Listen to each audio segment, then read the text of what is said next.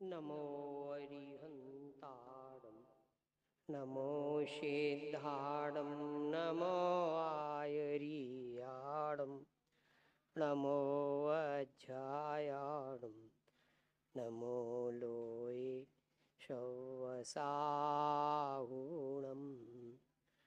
नमः समयसाराय स्वानुभूत्या चकासते चित्शुभावाय भावाय सर्वभावांतरच्यते।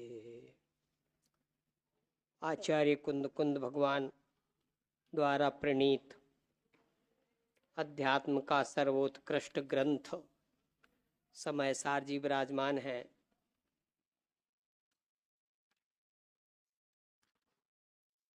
तो 4 नंबर की गाथा लेने का मन करता है।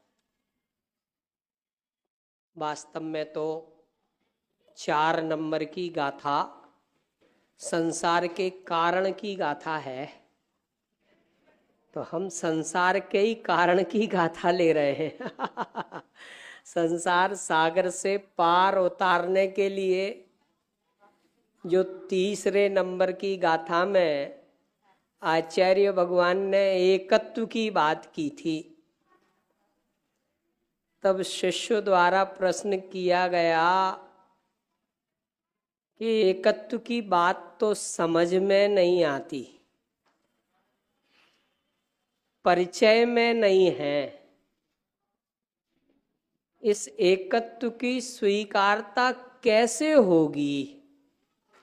तब आचार्य भगवान कुंद कुंद स्वामी कहते हैं, शुद्ध परिचिदानुभूता सब्बस्वी काम भोगवंद कहा एयत्तस्सुबलंभो णवरीण सुलहो बेहत्तस। अनादि काल से इस जीव ने एकत्व के अलावा भोग बंधन की कथा सुनी। कौन सी भोग बंधन की कथा? कैसी भोग बंधन की कथा? गाय का जब बछड़ा होता है तो उसको दूध पीने के लिए उसकी माँ उसको कौन से टीचर के पास भेजती है कि बेटा जा और दूध कैसे पिया जाता है सीख के आ, तू अभी बहुत छोटा है। किसके पास भेजती है? ऑनलाइन सिखाती होगी, कैसे ही ना कैसे तो उसको बताना होता है ना। फिर वो बछड़ा नीचे जमीन में पड़ा हुआ रहते हुए भी कैसे भी करके, क्या कह रहा हूं, कैसे भी करके दुग्ध पान करता है। कितने समय बाद? 2-4 घंटे में, एक आध दिन में, 2-4 घंटे में नहीं, तत्काल ही। तो ये बताओ उस बछड़े ने वो दूध पीना कहां से सीखा, किससे सीखा? अरे तो बोले सीखने की क्या जरूरत है, ये तो हम अनादिकाल से सीखे हुए हैं। ये तो हमें अनादिकाल से अनुभूत है, हम बहुत पहले से जानते हैं। देखो जैन हुए ना, जैन घर में उत्पन्न हुए तो मंदिर जाना, पूजन पाठ करना, स्वाध्याय करना कौन सिखाता है? बालक अपने आप देख करके ही तो सीखता है। अपने दादाजी की उंगली पकड़ के जिनालय जाता है तो जाना अपने आप सीख जाता है। क्यों सीख जाता है? प्रश्न यहाँ पर यही खड़ा होता है।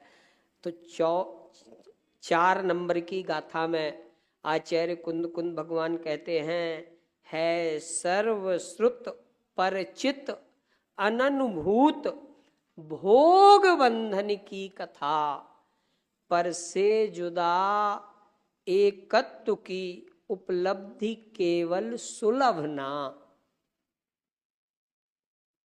अभी ये समझ लो अपन इतना बड़ा आयोजन कर रहे हैं, सिद्ध चक्र महामंडल विधान। देखो पहले तो आप ये समझ लेना कि मैं इस गाथा के माध्यम से किसी अशुभ भाव की अनुमोदना नहीं करता हूं।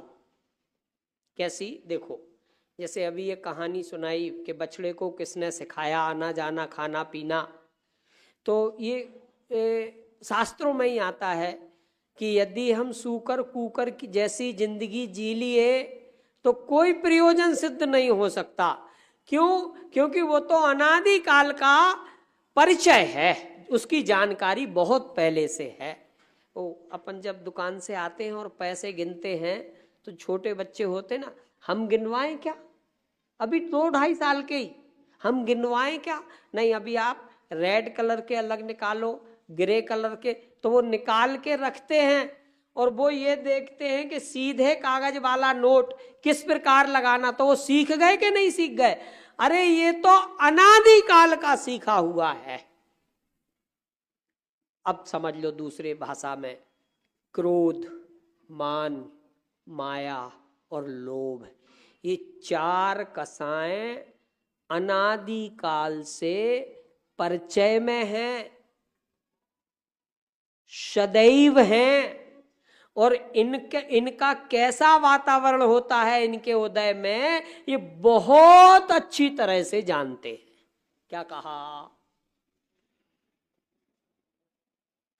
थोड़ा सा विषय बदला है मैंने। 4 कसाएं हैं ना, इनका परिचय कब से है? अरे बोले हमारे तो कभी अनंतानबंदी छूटी नहीं, तो हमारा तो इनसे अनादि काल से परिचय है, और अनादि काल से परिचय है तो इनमें सीखने सिखाने की कोई जरूरत नहीं है।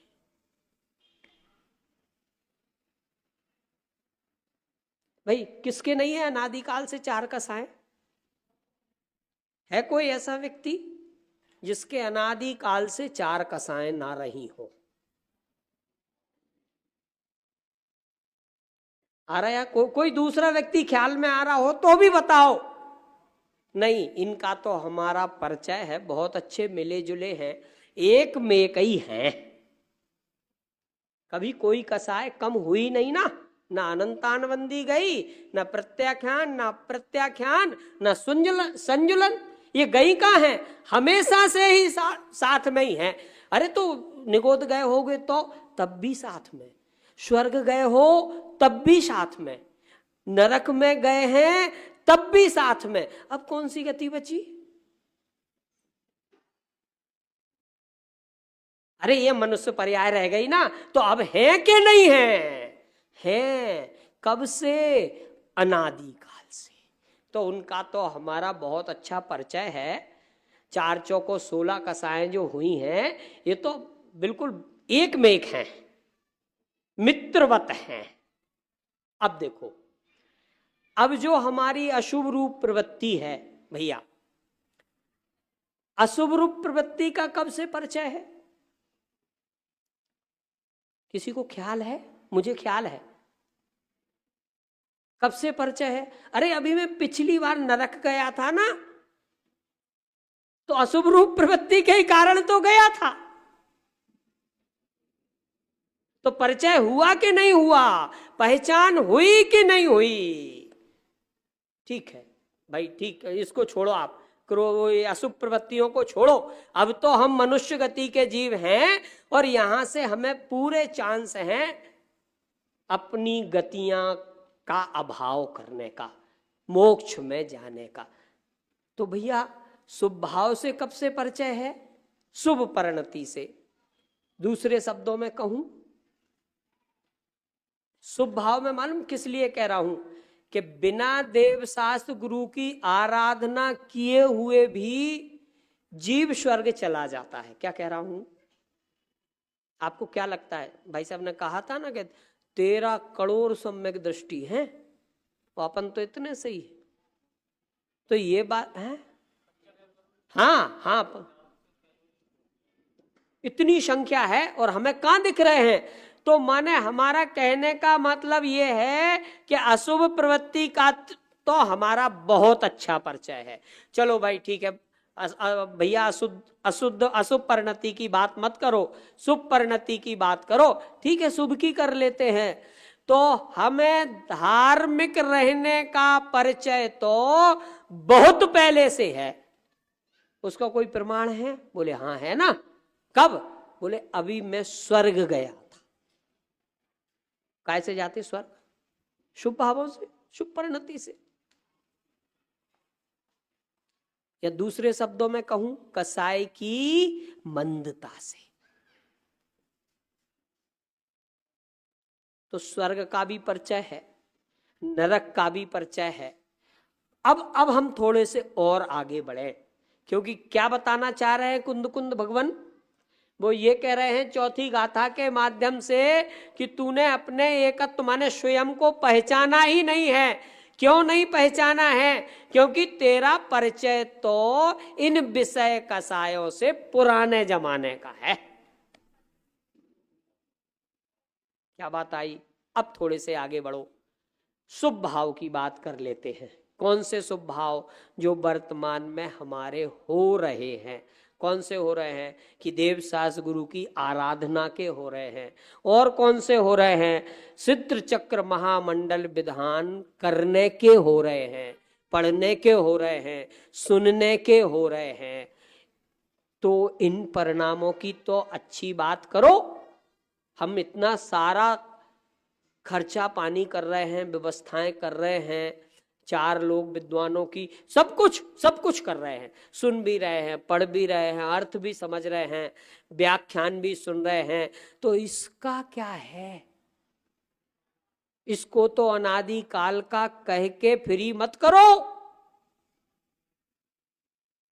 तो आचार्य कुंद कुंद स्वामी कहते हैं ये भी तेरे अनंत काल पूर्व की वासना है।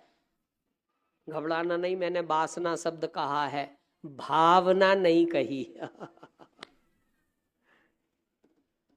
अरे हम ये पाठ कर रहे हैं, दीनन देव का अभिषेक, पूजन पाठ, स्वाध्याय इत्यादि सारे अच्छे काम कर रहे हैं, ब्रह्मचर्य से रह रहे हैं, सफेद कपड़े पहन रहे हैं, एक समय भोजन ले रहे हैं। मान लो योग्य भोजन नहीं मिला तो उस दिन उपवास हो जाता, सहज होता है। झूठे की बात नहीं कर रहा हूं, सच्चे की बात कर रहा हूं। तो कम से कम हमारा संसार तो घट जाएगा ना। क्या शब्द कहा था मैंने?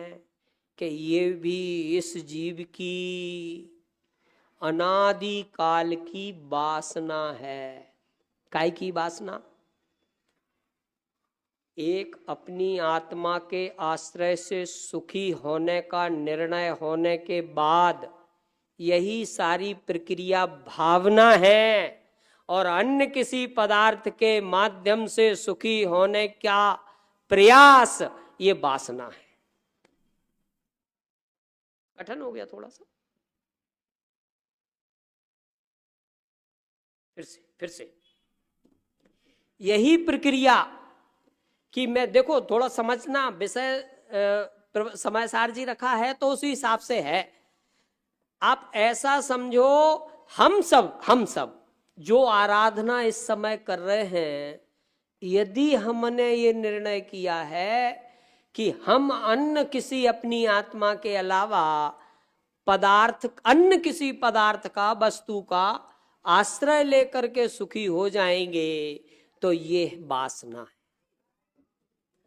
मैं एकत्व विभक्त भगवान आत्मा का निर्णय करके और उसी के आश्रय से सुखी होऊंगा, ये भावना है। ख्याल में आई? चौथी गाथा है, संसार के कारण बता रहे हैं। क्यों? क्योंकि अनादि काल से, भैया अनादि काल से हमने किसी वस्तु के सहारे अपने सुख की कल्पना की है। देखो छोटा सा उदाहरण देता हूं। विवाह होता है ना, विवाह, तो जो लड़का होता है, देखो पहले एक उदाहरण बता दूं, प्रवचन सार जी में शिष्य ने एक प्रश्न पूछा आचार्य भगवान कुंद स्वामी से कि प्रभु ऐसी कौन सी गति है कि जहां मैं सुखी हो जाऊं। मालूम आचार्य भगवान ने क्या जवाब दिया? अरे ये तेरे दुख का कारण सुख वाली गति ढूंढना ही है। क्या कहा? ये तेरे दुख का कारण सुख वाली गति ढूंढना ही है। अब समझना उस ये उदाहरण, शादी संबंध फिक्स हुआ तो लड़के का संबंध किस लिए हो रहा है? क्योंकि वो दुखी है। लड़की का संबंध क्यों हो रहा है? क्योंकि वो भी दुखी है। तो संबंध क्यों हो रहा है? तो बोले दुख बांटने के लिए। काय के लिए हो रहा है? दुख बांटने के लिए। अब कौन किसके दुख बांटेगा? कौन किसके दुख बांटे?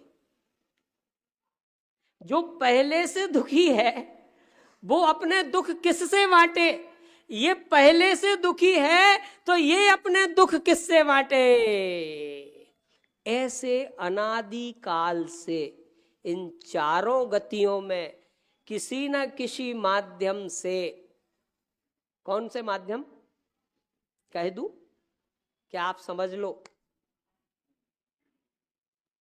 सर्वोत्कृष्ट पदार्थ जगत के देव शास्त्र गुरु महाराज, इनके माध्यम से यदि मैं अपने सुख की कल्पना करता हूं तो ये पराश्रय सुख है और पर आश्रित सपनहु सुख नाही।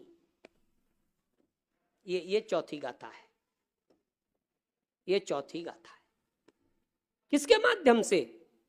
अरे ये तो अनादि काल का परिचय है, क्रोधमान माया लोभ का अनंतानबंदी का, और उनके ही माध्यम से। क्या गजब, क्या गजब प्रश्न किया शिष्य ने। मुझे तो बड़ा आश्चर्य हुआ। अरे बोले तू गति, जिस गति में सुख ढूंढने जा रहा है वो तो दुख का ही कारण है, बताओ कौन सी? अरे नहीं ठीक है, स्वर्ग में तो कुछ दिन के लिए तो मजे हैं, फिर क्यों लिखना पड़ा अंत में बिलखे 6 मास, कहें हम कैसे उनको देव। किनकी चर्चा है?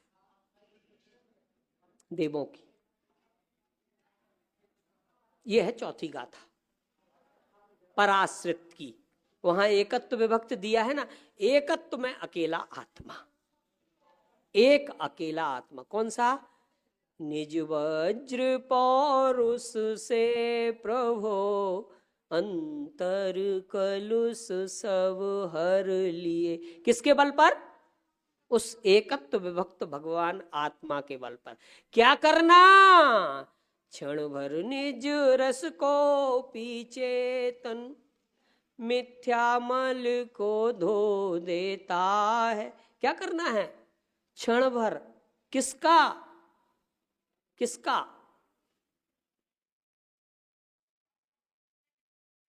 अच्छा विचार करो, किसका आश्रय लें कि सुखी हो जाएं?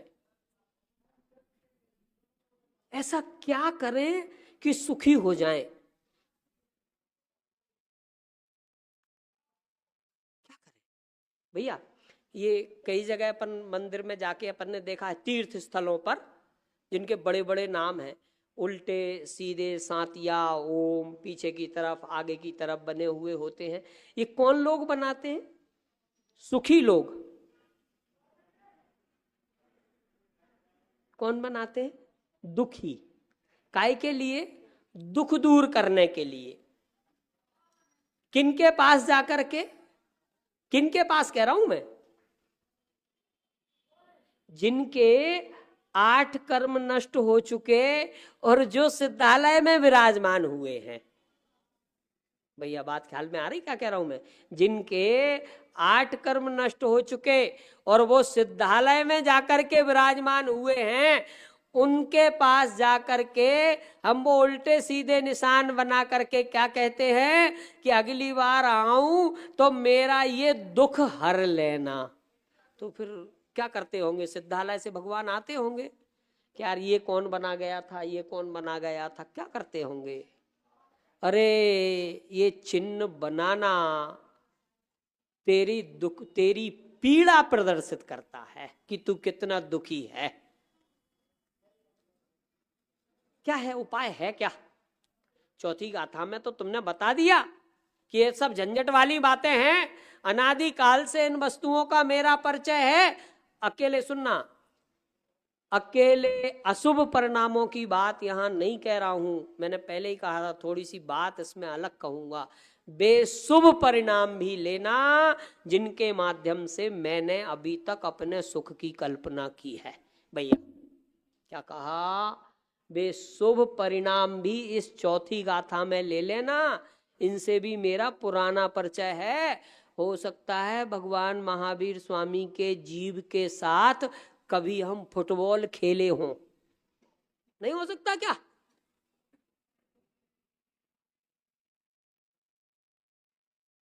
नहीं हो सकता? हो सकता है। कितनी तो कहानी आती है कि भगवान आदिनाथ स्वामी के शरण समोशरण में मारीची नाम का जीव गया और उसने पूछा कि मैं कब तक सुखी होऊंगा। वो पता है काय का झगड़ा था कि मैं कब तक सुखी होऊंगा? अरे वो दिव्य ध्वनि में आया, केवली भगवान की वाणी में आया कि तुम 24वें तीर्थंकर होगे। क्या जवाब दिया था उसने? मुझे इतना संसार में रगड़ना मंजूर नहीं है, मैं किसी और रास्ते से सुखी होऊंगा। क्या था ये जवाब कहां से था? ये अनादि काल की वासना पड़ी थी कि मैं किसी के भी सहारे सुखी हो जाऊंगा। ये चौथी गाथा कहती है। कब की वासना थी? अनादि काल की, कि हे तीर्थंकर ऋषभदेव, प्रिय दादाजी, आप भले भगवान होने वाले हो, प्रथम तीर्थंकर, पर मैं इतना संसार में रगड़ना नहीं चाहता और तुमसे पहले भी सुखी होने का प्रयास करता हूं। और जगह रूट बदल दिया था, जबकि वो रास्ता ही गलत था। इस बात का प्रतीक था कि वास्तव में अभी तुझे संसार में बहुत रुलना है। काय की वासना थी? अनादि काल की। कैसी वासना थी? किसी के सहारे सुखी होने की।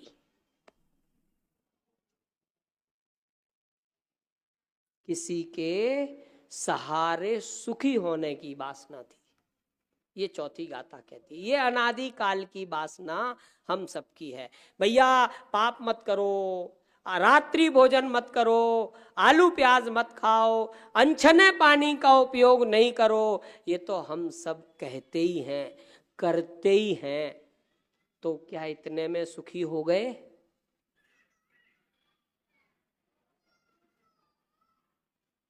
हो गए क्या? चलो एक ये स्टेज है।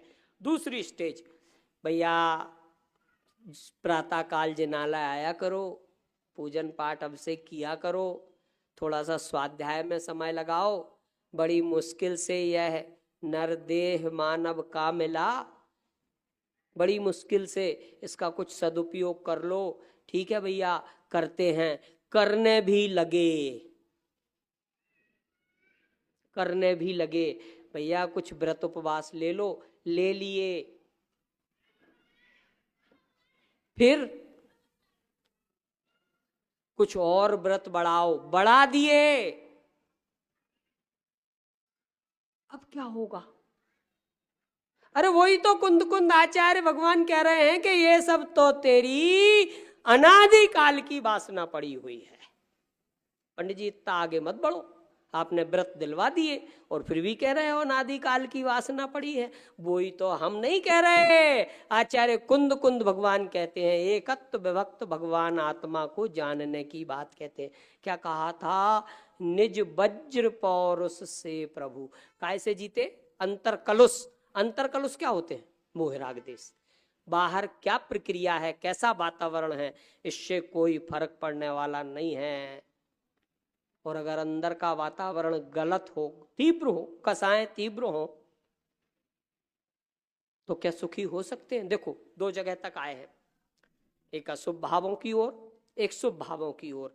ये अनादि काल की है बातें, आजकल की नहीं। अरे हम तो पूजन पाठ करने लग गए भैया, बहुत अच्छे से रहने लग गए और व्रत उपवास भी प्रारंभ कर दिए हैं, बहुत अच्छी बात है। पर ये कार्यकारी कब होंगे? कब होंगे ये कार्यकारी?